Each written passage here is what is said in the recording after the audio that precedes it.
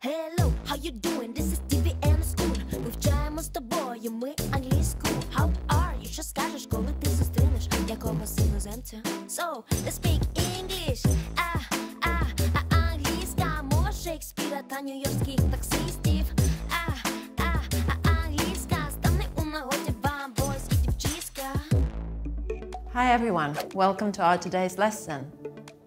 We're going to talk about art today, and I have a very special guest today, Andrea. Hi Olga, how are you? Oh, thank you, I'm fine. How are you doing? I'm doing all right. I have lots of extra time on my hands. Oh, really? Stay-at-home thing, isn't it? Yeah. Good. You've been watching series? No, that's just a waste of time. Reading books? Sometimes, but I've been on social media a little bit, and I've been inspired to go back to my original hobby. Which is? Learning about art and looking at art. Oh yeah, you've always been interested in art. So what do you do? Do you do anything yourself, or? I sometimes dabble in art, but I like to visit museums online. Museums online? Yeah. How do you do that? You can just go on a search engine and look up different museums and look at different pieces of art. Oh, I wish I knew more about art and types of it. We can go through it, but I want to show you the first inspiration that I had to start this hobby up again. I was looking online, and there was a picture, you can see it now, from the Ministry of Culture and Information Policy of Ukraine. Do you recognize this painting? Oh, can I have a look at that? Yeah, do you recognize it? I think I've seen it in Sistine Chapel, isn't it? Yeah, it's exactly from the Sistine Chapel. It's The Creation of Adam by Michelangelo. Yeah, but it's fun how they turned it into the promotion of cleaning our hands Yeah, at the time. it's really nice that they take the classics and turn them into memes. Do you know a lot about the Renaissance? No, I don't. I wish I knew more about that. Yeah? So it's a very interesting part of history. It's the classics. They look at the form of the body, and it's very strict. But there are four main painters of the Renaissance. You must have heard of them. I should tell the truth, I do hear about them every day. You know, having two boys, two sons who are huge fans of Ninja Turtles. So I have four of them. Yeah, so they are, sorry, I don't know the mask and colors, but I know that would be Raphael. Raphael. That would be Donatello. Yeah. That would be Michelangelo. Yeah. And finally, that would be Leonardo. Leonardo, yeah. What about the painting? What was the name you said? It's The Creation of Adam, and it's a fresco. Do you know what a fresco is? I thought that was a painting, isn't it? It's a style of painting. So what they do is they plaster the wall and they add the color right onto the wet plaster. So when it dries, it sucks in all the color and it stays for a really long time. Oh, that's cool. It's really cool. Yeah, but if you want to describe it, I would say it's Italian, isn't it? Yes, definitely Italian. The colors are kind of pastel because they've worn with time, but they look at a lot of body structure, which is really interesting, and it's where everyone got their inspiration. I'm not really a fan of the classics, but if you look at new types of art, you can see that they're always looking back at the classics. Let's maybe move on to probably my favorite type of art. What's that? Have you seen this painting? Oh, yes. The Scream. The Scream. By Edward Munch. Yeah. It's part of Expressionism. Do you know much about that? Well, the word expressionist would mean feelings and expression, your inner feelings through the pictures, the paintings. And emotion. Because in the Renaissance, it was very structured and strict. But here, they kind of play with emotions. Do you ever use this face? Oh, yeah, when I'm worried or when I have anxiety about, not having my hair done properly, not having my nails done properly. Well, exams. I think most of my students are, you know, the picture of it when they are getting ready for their final exams. Yeah, exactly. And Expressionism isn't even just in the painting, but in the way they use the brush strokes and the way they use the color. They use intense color, bright colors, and they mix them together and blend them so that they're very bright and poppy. Is Van Gogh one of the representatives of Yeah, it? he is. He's probably the most famous. Yeah. But I like Edward Munch a lot better. Oh, good. Yeah. If we're going to look at people, if we move on, we're going to talk about Surrealism. Oh, Surrealism. Is it Dali? Are you going to talk about Dali? Not about Dali, but about another famous artist. His name is Magritte. Magritte. He draws a really interesting painting. It's a self-portrait of himself, but it has an apple where his face is. Oh, Have you yeah. seen it? It's this one with the bowler hat. Oh, yeah, yeah. It's called The Son of Man. It's surrealist because if you look at all the details, it's very different from other forms of art. His hand is backwards. You can't see his face. It's covered. It's a really interesting painting style. Yeah. When you mention it, I thought of Dali because his objects on the pictures are always surreal. Yeah. Odd shapes, odd forms. Yeah, and they're very thought-provoking. They make you think and analyze what's happening. Yeah. You could say that it calls people to think, which is a good thing because art shouldn't just be something to look at, but something to consider and look at. Oh, yeah. But what about your famous Ukrainian painters? Do you know any? Remember we went to the art gallery once and there was Maria Primachenko, originals. Yeah, do you know what style she likes to usually paint? I believe Maria Primachenko is Ukrainian Frida Kahlo. Don't you agree?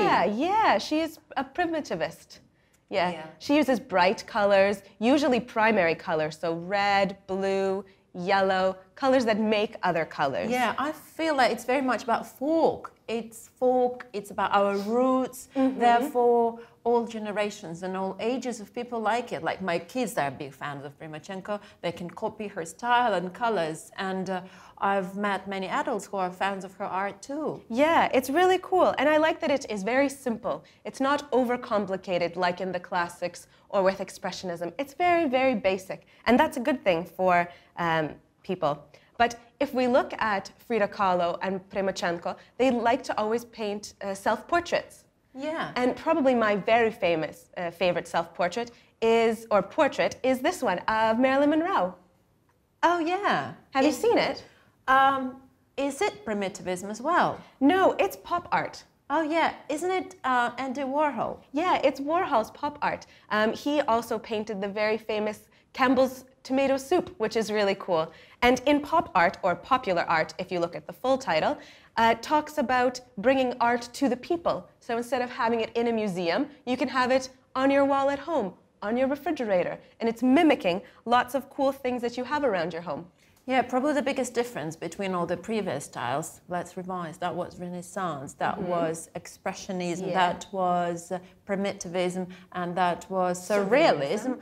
Pop art is not about really applying paints but it's about printmaking, isn't it? Yeah, and it's a lot of digital work as well, so that it can be mass-produced and it can be copied multiple times so that everyone has access to it. A lot of the time they use it in advertisements. Oh yeah, it looks like these neon lights things. Yeah, very cool.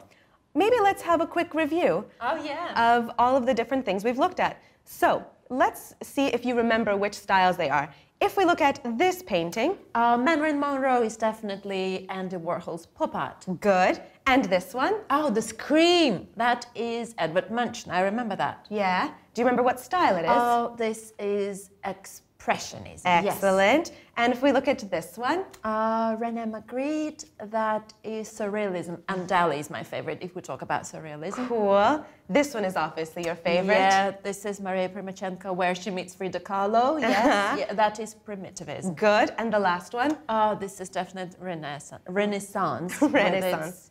With its 4 Ninja Turtles, main artists of that period. Exactly. Yeah. And the creation of Adam. Yes. Excellent, excellent. Let's look at some new ones. That looks like a test now. A little bit. Let's look at some new paintings and see if you can make the connections and see if they fit into the styles we've been looking at. If we look at this one, you should recognize it. Yeah, that is Salvador Dali. Yes, Surrealism. Surrealism, yes. Good. And this one? Oh, this is definitely pop art. I've just realized I've got lots of pop art at home because my kids are fans of all the characters and superheroes, and there are lots of pop art pictures and paintings, yes. Cool. This one? Oh, Frida Kahlo, of course, she is Primitivism. Yeah, good. We've mentioned this one already. Yes, Starry Night by Van Gogh. And this one? Oh, this is probably the very classics. Yeah, most definitely. Leonardo da Vinci's The Last Supper. Yeah, excellent. Yeah, I think you've been to Milano. You told me about it. Yeah, I saw it. And one really interesting thing that I learned about when I was looking at this fresco was that there are no legs on Jesus. because where it was painted on the wall, they needed to make a hole to make a door for the kitchen. So they just cut off his legs and put a door in instead. Oh, wow. When you look at the picture, you don't really realize it. No, you don't, but it's kind of a cool fact. Yeah, good. I'm ready to play the game now. Yeah? All right. So if I read you some words, I want you to figure out what style of painting I'm talking about.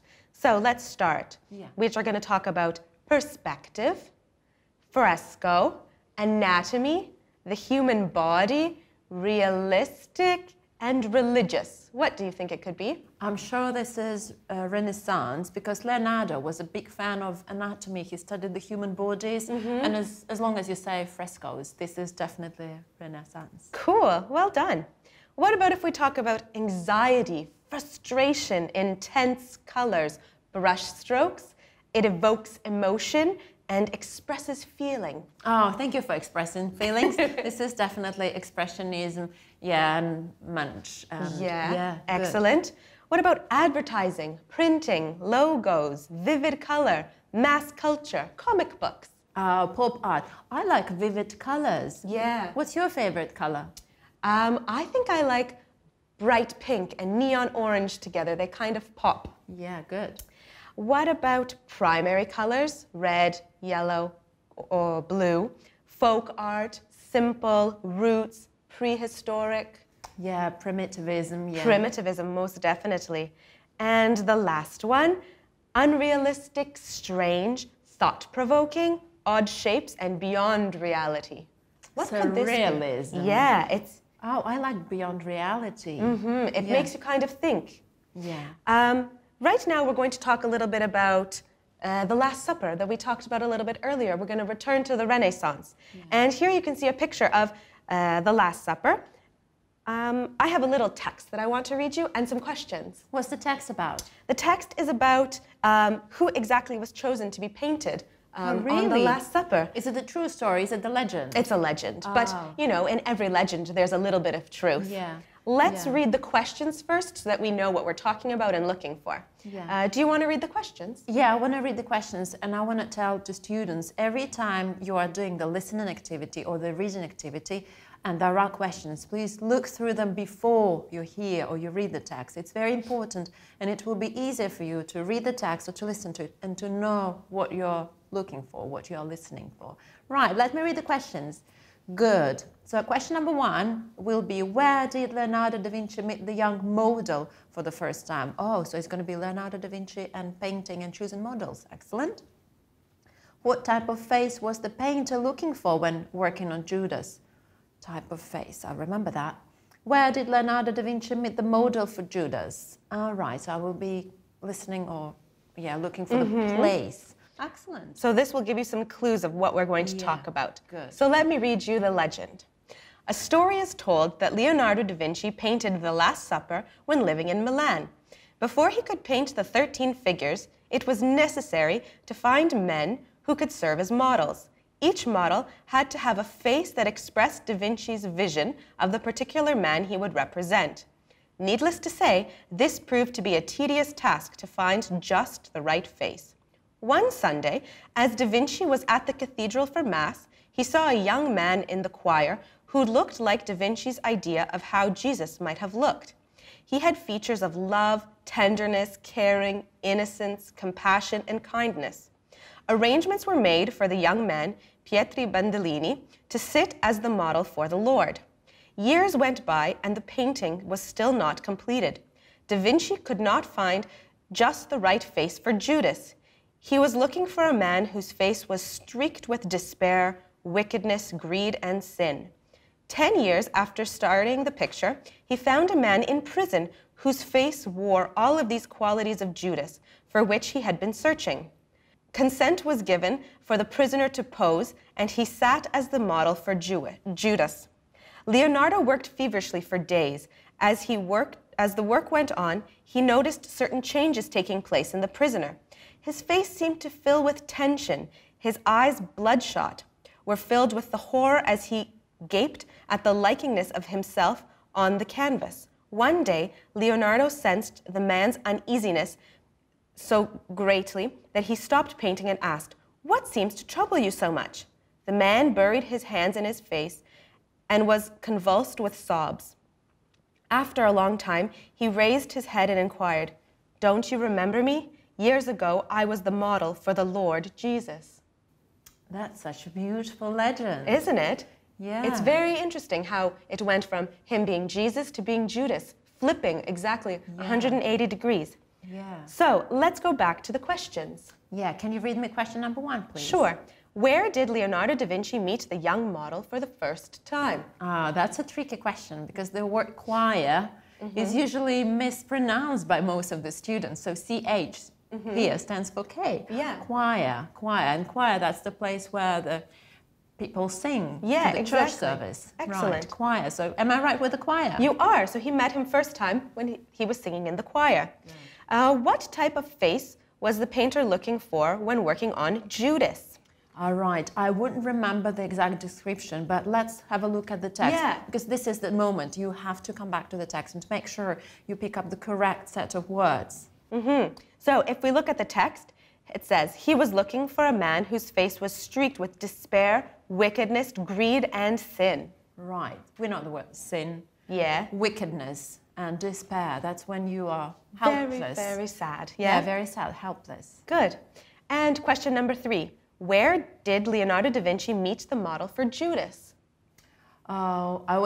By the time you reached this paragraph, I was really listening carefully. I knew it would be something interesting. So it's prison, the correct answer is prison. Yeah. And just like you've mentioned, this switch from being the innocent young man singing for the church choir to being in the prison, there must have been difficulties in this person's life. Most definitely. But it's nice to see that he was able to use the same person and that the features of his face had changed so much. Yeah. But I wonder whether we can really see it on the picture. Can we come back to the Let's picture look at and the see picture. if we can see that? Can you see? Here we've labeled it. Jesus is in the Yeah. center and Judas is on the left side. Yeah, it's hard to say, but I really like this legend. Yes, yeah, good. It's hard to say.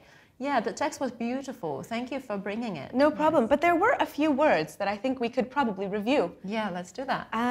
So here are some words that I've pulled out. Necessary, particular, tedious, innocent, and arrangement. Let's try to find some synonyms. Yeah, necessary. Would it be essential? Yeah, or especial. What about particular? Particular, that would be exceptional or special. Good. What about tedious? Oh, that's a very nice pronunciation. I would do it differently. What would you say? Tedious. Yeah. Tedious, yeah, tiring. What do we have here? Long and tiresome. Yeah. What about innocence? It's about harmlessness, isn't it? And it was talking about when he painted for Jesus. He was looking for a character that was innocent. Yeah. And arrangement? Arrangement, yeah, it's about agreement, organization. Yeah, Excellent. Good, and we use it as to make arrangement, don't we? Yeah, of course. Yeah, and innocent can be both the verb. Yeah. Cool. Innocence. Yeah. To be innocent. Yeah. Very Excellent. good. Right. So we've been doing lots of vocabulary, both at today's lesson, and trust me, all the 4 previous lessons. I felt like I was getting so much vocabulary, and I worried, how would my students learn it? You know, they're grade 11. They've got lots of subjects to cover and lots of information to keep in mind. What would be your techniques of learning vocabulary if we're talking about new language? I like to put things in lists. Right. But I'm also a visual learner, and I like to have everything separated so that I can see, oh, this is here and this is here, and making connections. What do you call that? Are you talking about mind maps? Oh, yeah. Right, yeah, I believe that every project should have its mind map. So some people do it in lists, but I really like mind maps. And if you go online, there are many techniques, many websites that suggest you to create it for free. Right. So how would you create a mind map for this topic? I've created one already for my students, but let's talk about this as a learning technique. So mind map, my key word is art. And I knew when we talk about art, we have to first of all differentiate the types of art we have. So that would be visual, applied, and performing. As you can see it on our mind map, we have those 3. Right, if we talk about visual arts, shall I tell you which ones I've covered on my previous lessons? Sure. Yeah, so they're visuals. They are something that we can look at. Right, so those would be paintings. photography, printmaking, which is mostly Pop art. yeah, good. Ceramics, videos, architecture. Oh, I never thought of architecture in art, but Yes, very cool. yes, and drawings. Uh-huh. Yeah, would you like to comment on the difference between paintings and drawings? I think drawing for me is when you just do a quick sketch with a pencil, and a painting is something that is a process and it takes a lot longer, and is something which is usually made from tempera paint or acrylic or watercolor paint or oil-based paint. Yeah, the students who I usually teach, they would mix up those two. Really? So, yeah, so we draw with a pencil. Yeah. Yeah. And we paint with with paint. the paints. That's easy. It's Good. easy. Yeah, thank you. So the next one, which I have on my mind map, is applied. Uh-huh. What do you mean by applied? Yeah, so that would be fashion design, Uh-huh. interior design. That would be architecture again. Yes. Good, because you are creating it. And a computer design, which is surprising. Oh, very cool. It's considered to be applied art. So you've taken the art as a form and you've put it into something which is usable by people. Yeah. Cool. And that's just another type of creating it. As you've mentioned digital art previously. Yeah. Where would you put digital art? Oh gosh, you could put it on anything. Yeah. Advertisements, I think, are very a good example of digital art, where people don't even consider how much work goes into them. They just think, oh, it's an advertisement. But they have all the elements of previous types of art that we've discussed. Yeah, yeah, that's true. Performing. Uh-huh. Good. I left it blank. I only put singing. Okay. I would like my students to think of other types of performing art. How do you think, what could that be? I'll give you 30 seconds to do that.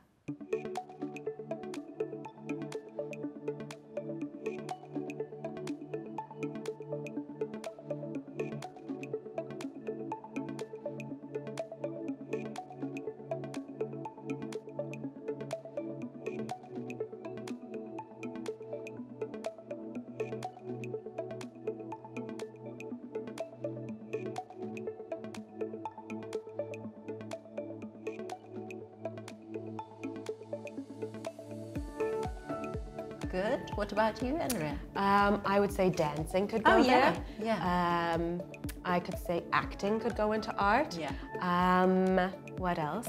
Even like breakdancing or ballet, if you go into different forms of dancing, would be kind of cool to look at. Yeah, theatre comes here as well. Oh yeah, good. Yes, filming and theatre. Very good. So now we've had a look at the three types of visual, performing and applied arts. The other vocabulary that I wanted to cover is really types of paintings. Uh-huh. Yes, right. So today we spoke about the periods of time and different styles, but if we talk about types, those would be still life. Are you a fan of still life paintings? Not really, because I'd rather eat the fruit that's on the painting than have it hanging on my wall. Yeah, I agree with you. I agree with you. Yes. Portraits. Uh-huh, cool. Yeah. We looked at a lot of portraits today. Yeah. Self-portraits and just regular portraits. Yeah, but do you know the reason why Frida Kahlo was doing mostly self-portraits? No, why? Well, she was badly injured and she spent lots of time in her bed. Her parents provided her with a mirror. It was fixed above her bed, and then they provided her with all the, canvases. Cool. So it was the only thing she had to paint. Yes. How interesting. Yeah, I have a book about Frida Kahlo at home, so this is where I learned it. Oh, cool. Yes, good. The battle piece. Oh, those are usually very aggressive, no? With dark colors. Yeah, but still popular even nowadays. Yeah. Yeah, good. Landscapes. Oh, those are very nice. I think they've even become popular with photography, where people take pictures of landscapes. That's true, that's true. And the seascape. Oh, I would love to go to the sea. Yeah, not now. Not now. Yeah, but seascapes are popular as well. So the waves can be, quite harsh, or it can be the calm, nice seas. And you can look at brushstrokes when you're looking at seascapes. Yeah. It can give you a lot of emotion. Yeah, right. But what would be most of the styles of the seascapes? Would it be? I don't know. I think every style had a little bit of seascapes. I think it would be the most interesting in expressionism. Yeah. Just like Starry Night, where the sky looks like it's been swept by the wind. I think that would be a really cool way to paint waves. Yeah. And the brushstrokes that you've mentioned when they created. Right, and some useful vocabulary to describe a picture. The very first thing we see when we look at the picture is how all the objects are arranged. Right, so we have to remember about the prepositions and not to mix them. The object can be in the middle, it can be in the foreground when it is at the front.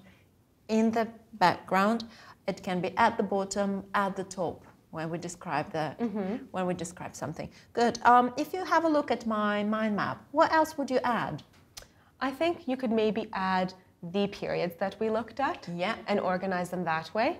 But I think it's a really excellent mind map, and it'll help people or your students to organize their ideas and make sure that everything is in the right spot and put things in boxes. Good.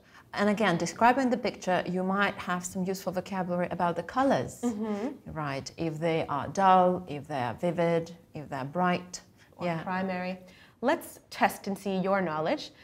Let me describe a painting for you and see if you can guess which painting it is or which style it's painted in. Yeah, let's do it. Yeah? Good. So, if you look at this painting... Oh, I can give you the painting. Thank you. If you look at the painting... So I'm not looking at it now. Yeah. Yes. Just listen to the words that I've described. It has very distinct brush strokes. Wait, is it one of your pictures or is it the world famous one? It's a famous one. It's a famous one. Good. It has very distinct brush strokes. The colors are vivid. It's in one tone of colors, you can say. You can feel a lot through this painting. It was made with oil paints, which I think is important. It's a bit of a landscape in the foreground of the painting. Any guesses so far? Well, the brush strokes, which is obviously my favorite word combination at today's meeting. I believe this sounds like A Starry Night by Van Gogh. Yeah, exactly, Starry Night. It's probably one of his most famous. And if you look really close into the details, you can see in the foreground there's even a little town, which not many people notice. Do you know where he drew this picture? No. Oh gosh, I feel like I know all the legends. Actually, this one is not the legend, that's true. Well, Van Gogh spent some time at the hospital, and that's what he saw from his hospital window. Wow. Yeah. So it's almost like he was posting on Instagram. Kind of. What he saw. Yeah, How kind cool. of. Excellent. Kind of. And you can still go to that studio. Well, now they turned it into studio, and you can express yourself by creating your own picture. How interesting. Yeah. But only in a while can you visit that studio, because we should all stay home right now. Yeah, it's stay-at-home hashtag. Yeah. Good. Oh, Andrea, thank you very much for giving me such a great dive into the world of art. Thanks for asking me to come along. Yeah, I hope our students have learned all the nice vocabulary, all the nice ideas, and thank you for the legend about Leonardo. No problem. Thank you. Thanks, Olga. Yeah, thank you. Bye. Thank you. Goodbye.